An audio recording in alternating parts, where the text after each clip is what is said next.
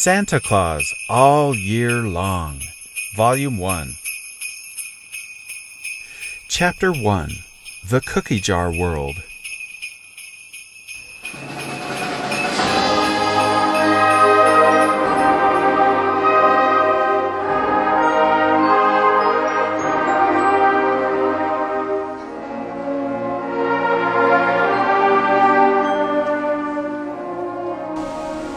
Why, hello there! I'm Santa Claus, but you knew that already. Ho, ho, ho, ho! I'm so excited to share a story with you from my new book, Santa Claus All Year Long.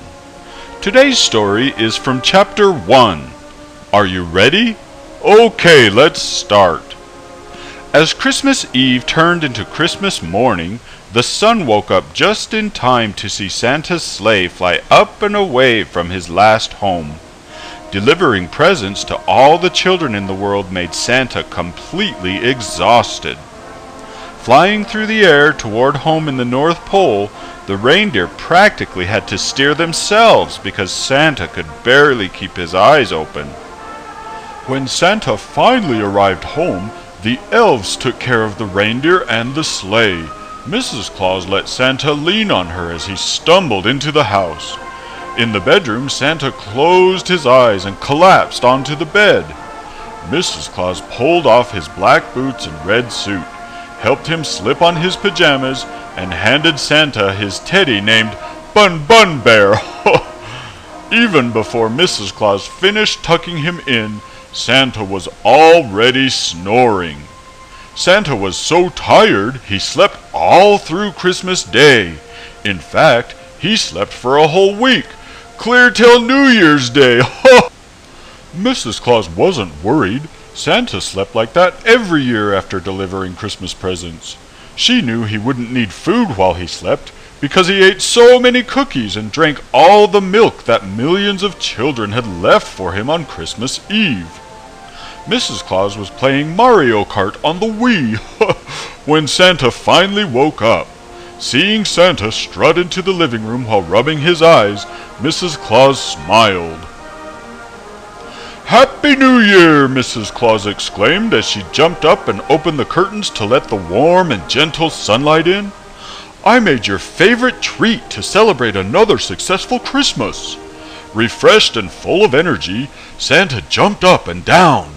"Did you make your world-famous chocolate chip cookies?" he asked, his eyes bugging out like a cute little puppy begging for food. Mrs. Claus smiled and nodded her head up and down. She was proud that of all the millions of different kinds of chocolate chip cookies Santa had tried from all over the world, he still loved her cookies the best. "I put 3 cookies on the kitchen table for you to eat after you finish your breakfast," she said with a warm smile. Santa skipped into the kitchen, gobbled down his butterscotch pancakes with eggnog syrup, crushed candy cane frosted toast, and bacon dipped in crunchy peanut butter. Then he gulped down his vanilla soy milk. "Now I'll eat the cookies really slowly and savor every bite," he thought. Santa picked up one of the soft, moist cookies. It was still warm and steamy. He took a big bite and slowly chewed. Oh my goodness! It tasted so sweet and rich. He finished the first cookie and ate the second. Then he munched down the third.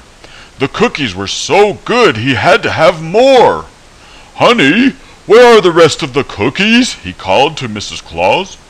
"They are in the cookie jar on the counter," she called back, "but don't eat them. I'm saving them for a cookies and pancake syrup party with some of the girl elves." Oh man, did Santa want to eat more of those cookies! He tried to put them out of his mind by getting dressed and then strolling outside to check on all the reindeer. It didn't work. The yummy cookie taste was still strong in his mouth.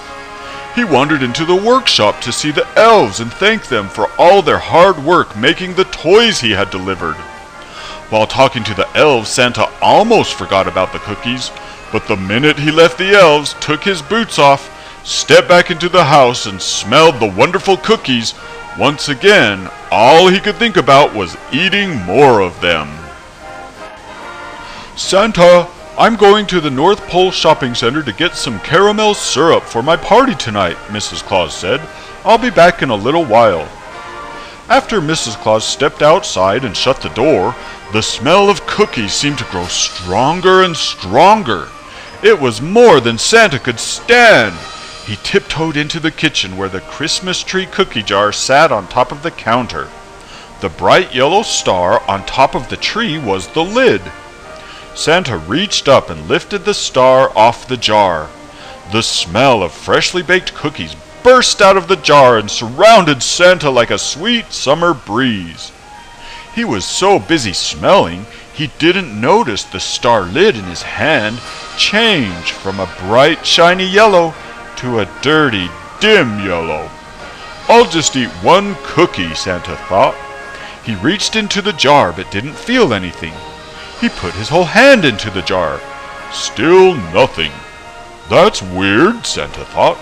He climbed up onto the counter, knelt down and reached into the cookie jar, clear up to his elbow. Still, he couldn't feel anything inside the jar. The Christmas tree cookie jar wasn't tall, so Santa couldn't figure out how he could reach clear to his elbow and not feel the bottom of the jar. "I know the cookies are in there because I can smell them so strongly," he thought to himself. Santa set the cookie jar on the counter, walked over to the coat closet, opened the door, and put his boots on. He tried to go back outside where he wouldn't smell the delicious cookies, but the cookie smell was so strong it seemed to pull him back into the kitchen. As Santa trudged back to the cookie jar, his boots seemed much heavier than normal. "The cookies have to be in there. I'll just reach down a little farther," Santa thought. This time Santa put the cookie jar on the floor, bent all the way over, and reached down clear to his shoulder. He still didn't feel any cookies or the bottom of the jar. When he tried to reach a little farther, Santa's feet slipped out from under him. And the next thing he knew, he plunged head first right into the cookie jar. As he dropped down, down, down into what felt like a deep, dark cave, Santa shut his eyes and screamed, "Whee! Falling is so much fun!" till I hit the ground. Magical things happened to Santa a lot, so he really wasn't scared. He was just curious what would happen next. Luckily, the magic was nice and let Santa land on something soft. Opening his eyes and looking around, Santa found himself sitting on a haystack next to a country road. Behind him, wide bushy trees covered rolling green hills. All around him the smell of cookies was so thick that Santa stuck out his tongue to see if he could taste the scent. "I've got to find the cookies," Santa thought. In front of him, just beyond the pastures, he saw a little village. One of the shops had a great big sign in front of it that said, "Mrs. Claus World-Famous Chocolate Chip Cookies." "I bet there are millions of cookies there," Santa thought. He slid down the haystack and started walking on the country road.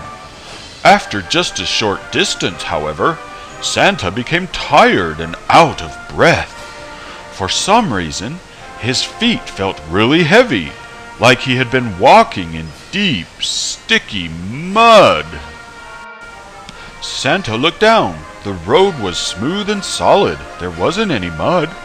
"Why do my feet feel so heavy?" Santa wondered. "Maybe there is something in my boots."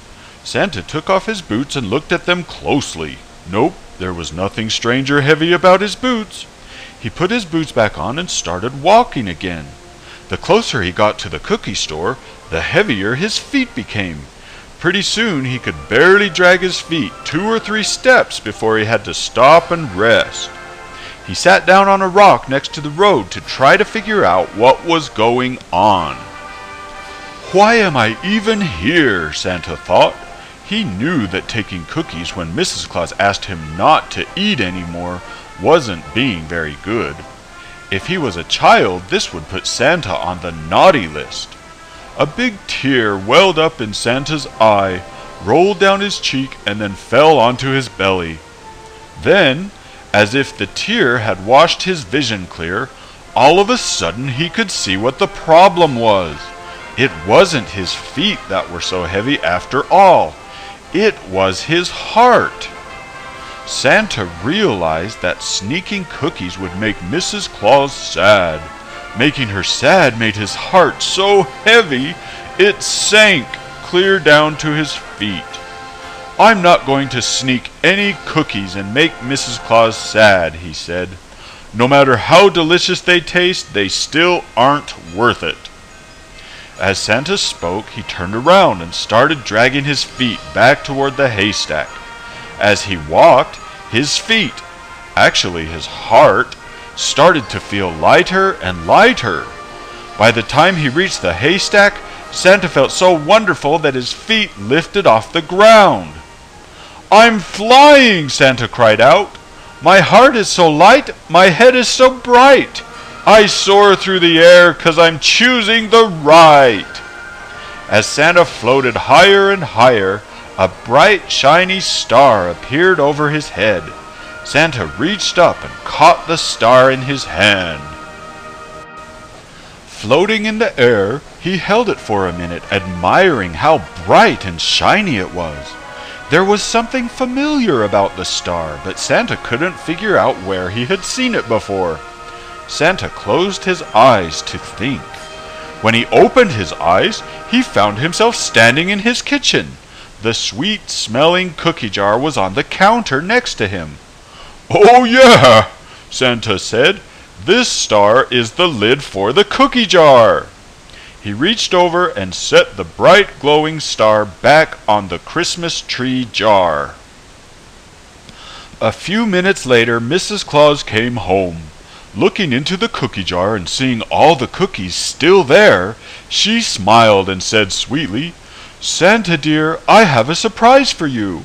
I saw my elf girlfriends at the store, and we decided to have our party next week. I can make a fresh batch of cookies then, so you can eat the ones in the jar now. Thank you for not eating any while I was gone."